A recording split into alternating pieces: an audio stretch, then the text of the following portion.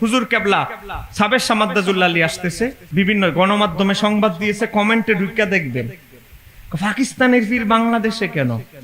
কথা বলেন না কেন? হুজুর পাকিস্তান থেকে আসতেছে, অ্যালার্জি খাইজানি শুরু হয়েছে। আরে বাংলাদেশে যে ইসলাম এনেছে তিনি তো পাকিস্তানের না, আরো দূরের ইয়ামান দেশের। বাংলাদেশে যত ওলিয়া আব্দাল গাউস কুতুব মোহসেন আউলিয়া বলেন, বদর আউলিয়া বলেন, যত ওলিয়া আল্লাহ বলেন, সব এসেছে ইসলাম নিয়ে বিদেশ থেকে। এ কথা বলেন না কেন? ঠিক কি না? তুমি এই মোল্লায় যেই ফতুয়া দেয়, যেই দল করে জামাত ইসলাম, জামাত ইসলামের প্রতিষ্ঠাতাও কিন্তু পাকিস্তানের। কথা বলেন না কেন? জামাত ইসলামের প্রতিষ্ঠাতা নাম দিয়েছে সৈয়দ আবুল আলা। আবুল আলা মানে সবচেয়ে বড় বাবা। আমরা ফিরে বাবা কইলে শিরিক বেদাত, আর এদের বড় হুজুরের নাম হলো আবুল আলা, সবচেয়ে বড় বাবা। মওদুদি তার বাড়ি পাকিস্তান, তোমার নিজের দলের প্রতিষ্ঠাতা পাকিস্তান, তো পাকিস্তানের দল তুমি বাংলাদেশে চালাও কেন? এটা যদি আমরা বলি অযৌক্তিক তো হবে না। কথা বলেন না কেন? ঠিক কি না? আল্লাহ সুবহানাহু ওয়া তাআলা আমাদেরকে সঠিক বুঝ দান করুক। জোরে বলেন, আরেকটু আস্তে বলেন। আমার জুমা আছে, শেষ করে দিচ্ছি, আলোচনা এখানে শেষ। প্রশ্ন হুজুর, আমার প্রশ্ন হলো, আমরা সুন্নিরা ঈদে মিলাদুন্নবী মাহফিল করলে বেদাত হয়, আর ওয়াহাবিরা যে প্রতি বছর বিশ্ব ইজতেমা করে, এটা কি নবীর জমানায় ছিল? এই বিষয়ে জানতে চাই। প্রশ্ন করছেন আপনি, আবার উত্তর আপনি দিয়ে লেছেন। সম্মানিত হাজরিন, আজকে এই যে তাবলিগে 40 দিন যায়, সর্বনিম্ন কতদিন ভাই? 60 দিন, 7 দিন, 3 দিন। সম্মানিত হাজিরিন, তাবলিগ জামাতের 40 দিন যেটা যায় এটাকে বলে চিল্লা। বলেন 40 দিনের এটা কি কি বলা হয়? চিল্লা। এই চিল্লা নবীর জামানায় ছিল, সাহাবীদের জামানায় ছিল।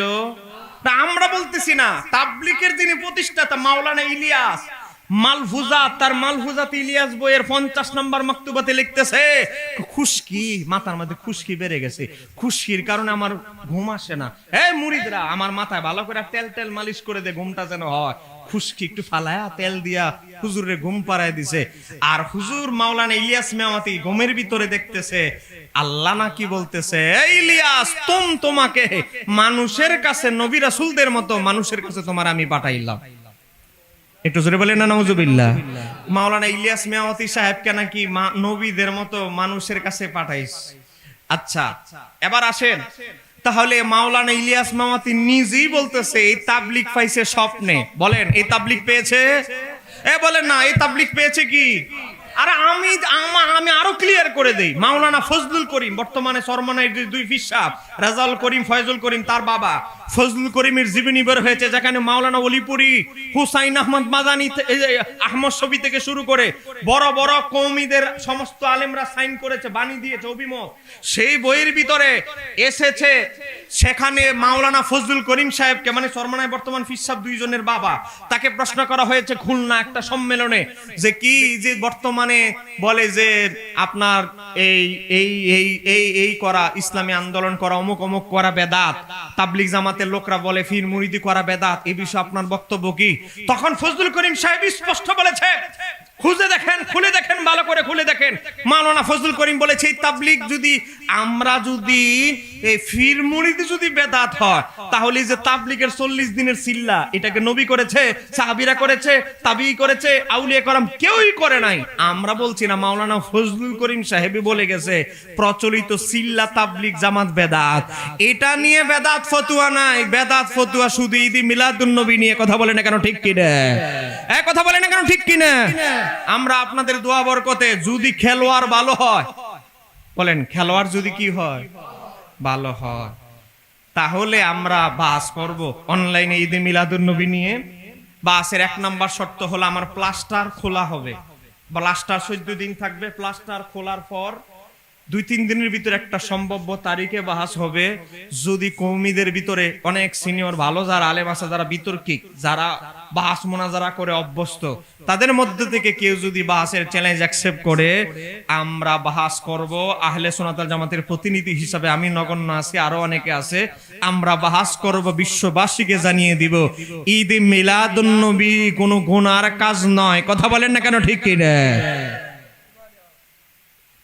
সম্মানিত হাজিরিন, আমার আলোচনা শেষ, এখানেই আপনাদেরকে বিদায় করে দিব কিছুক্ষণের ভিতরে। আমার লেখা একটা বই আছে, সহজ পদ্ধতিতে সহি নামাজ শিক্ষা।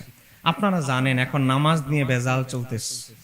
কথা বলেন, নামাজ একদল আছে না, আঙ্গুল নাসায় ওয়ালাদ দাল্লিন বলার পরে বলে আমিন। কথা বলেন আছে না নাই? আস নাবির নিচে হাত বাঁধা হাদিস নাকি জয়ীফ, সহি না। কিছুদিন আগে দেখলাম মাওলানা মিজানুর রহমান আজহারি, আমি জানি না আসলে আজহারে কি পড়াশোনা করছে, আয়ে হায়, সে বলতেছেন নাবির নিচে হাত বাঁধার হাদিসগুলো নাকি জয়ীফ, দুর্বল। আপনি নাবির নিচে, নাবির উপরে, আবার নাবি ভোগের নিচেও বানতে পারবেন, তবে নাবির নিচে হাত বাঁধার হাদিসগুলো তুলনামূলক দুর্বল। একটু জোরে বললেন না নাউজুবিল্লাহ। চিন্তা করেন মিশর আজহার বিশ্ববিদ্যালয়ে গিয়ে কি পড়াশোনা করছে। মিশর আজহার বিশ্ববিদ্যালয়ের ভাইস চ্যান্সেলর থেকে শুরু করে সমস্ত অধ্যাপকরা, মিশর আজহার বিশ্ববিদ্যালয়ের সমস্ত শিক্ষকরা জশ্নে জুলুস করে, ঈদ মিলাদুন নবী করে, আর বাংলাদেশে এসে আজহার থেকে পরে বলে ঈদ মিলাদুন নবী বেদাত। এমন কিছু আজহারি নামে কুয়াজহারি এমন আছে না নাই? এই কথা বলেন না কেন, আছে না নাই? নামিন নিচে হাত বাঁধার হাদিস নাকি জয়ীফ, আবার বাহাসের চ্যালেঞ্জ দিলে বলে আমরা ভাইরাল হতে চাই। তো ভাইরাল হয়ে কি জান্নাতে যাওয়া যাবে?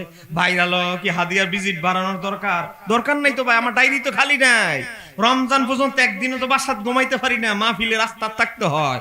তুমি ভাইরাল হলে কি আমার দাওয়াত 2-4-5টা বাড়বে? এমনি তো খালি নাই ডায়েরি, আবার বাড়ার আর তো দরকার নাই।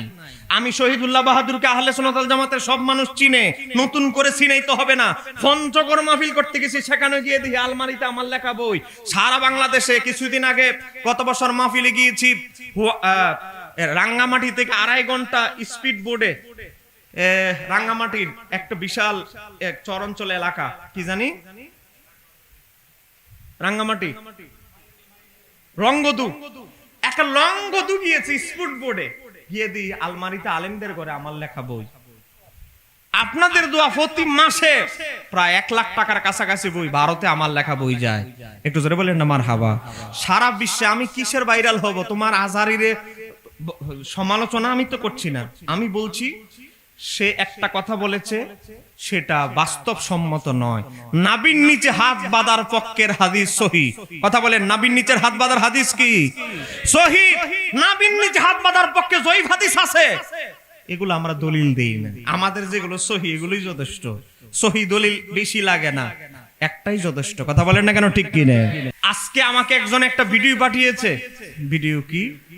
ভিডিও পাঠিয়েছে, সে একটা কবরস্থানে ঢুকছে, কবরস্থানে ঢুকে ভিডিও করা শুরু করছে। আচ্ছা বলেন, কবরস্থানে গিয়া তার বক্তৃতা দেওয়ার জায়গা কি কবরস্থান?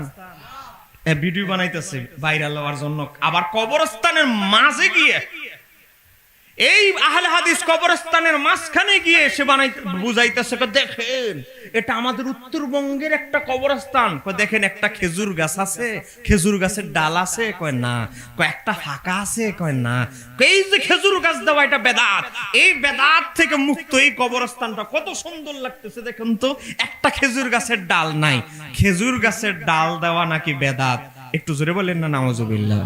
অথচ সহিহ বুখারী শরীফের হাদিস হযরত আব্দুল্লাহ ইবনে আব্বাস থেকে বর্ণিত, আমার নবীর সাহাবী আব্দুল্লাহ ইবনে আব্বাস বলে, আমার নবী তার এক সাহাবীর কবরের উপরে খেজুরের ডাল পুঁতি দিয়ে বলেছেন, এই খেজুরের ডালটা যতক্ষণ পর্যন্ত সজীব থাকবে আমি আশঙ্কা করছি ততক্ষণ ওই তসবির দানার সওয়াব মৃত ব্যক্তি পেয়ে তার কবরের আযাব হালকা হবে। একটু জোরে বলুন। এই হাদিসটা একজন সাহাবী বর্ণনা করেনি। এই হাদিসের ব্যাখ্যায় আল্লামা আইন উমদাতুল কারীতে লিখেছে, ইমাম ইবনে হাজার আসকালানী ফাথুল বারীতে লিখেছে, ইমাম কাসতালানী ইরশাদুস সারি কিতাবের ভিতরে লিখেছে। এই হাদিস থেকে বোঝা যায়, ওয়া ফিহি, তারা ইমামরা ব্যাখ্যা করছে, এই হাদিস থেকে বোঝা যায় কবরের উপরে খেজুরের ডাল কাঁচা পুঁতে দেওয়া মুস্তাহাব। একটু জোরে বলেন না সুবহানাল্লাহ। সুন্নতে জায়েদা মুস্তাহাব।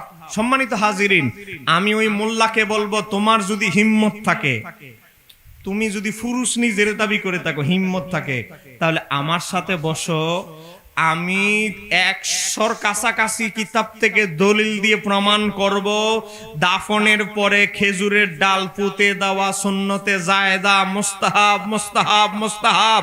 চিৎকার দিয়ে আমার সাথে বলেন ঠিক কিনা? আপনাদের এলাকায় যদি কোনো মৌলবী ফতুয়াগিরি করে, তাকে আপনারা বলবেন কোন দিন বসবা, আমার প্রতিনিধি পাঠাবো, বাহাসের শিরোনাম শর্ত সারা ঠিক করা হবে, ডেট ঘোষণা হবে, তার সাথে বাহাস হবে। সে যদি বলে যে হাঙ্গামা হবে, আমরা মারধর করবো সুন্নিরা, তাহলে তার ঘরে গিয়া বাহাস হবে, সে আমাদেরকে কাগজের নিরাপত্তা লিখে দিবে। কথা বলে না কেন, ঠিক কি রে? ফিতনার শেষ নাই চতুর্দিকে, বেদাতেরও শেষ নাই, ফিতনারও শেষ নাই। আবার আরেকজনে আজকে ফতোয়া দিতেছে, মানে সব আমার কাছে ভাড়ায়, গার মাসে করা নাকি বেদাত। একটু জোরে বলে না নাউজুবিল্লাহ। গার মাসের পক্ষে নাকি একটা হাদিস দেখাইতে পারলে 1 লাখ টাকা। আমি তারে বলবো, ওই মোল্লাকে আহলে হাদিস, আমি গার মাসের পক্ষে, তোমাকে তুমি চাইছো একটা, আমি সহি হাদিস দেখাবো তোমাকে 2টা, এবং ইমামদের কিতাব থেকে দেখাবো। ইমামরা বলেছে ওযুতে গার মাসেহ করা মুস্তাহাব, কেউ বলেছে ওযুতে গার মাসেহ করা সুন্নাত, 2টার উপরে ফতোয়া আছে। আমি কিতাব থেকে প্রমাণ দিব, হাদিস তুমি চাইছো একটা, আমি হাদিস দিব তোমার 2টা।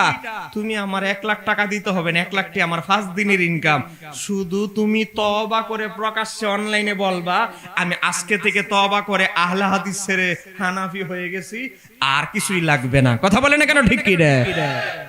সম্মানিত হাজিরিন, আজকে অনলাইনটা দখল করে ফেলেছে এই বাতিলপন্থীরা। আজকে দেখেন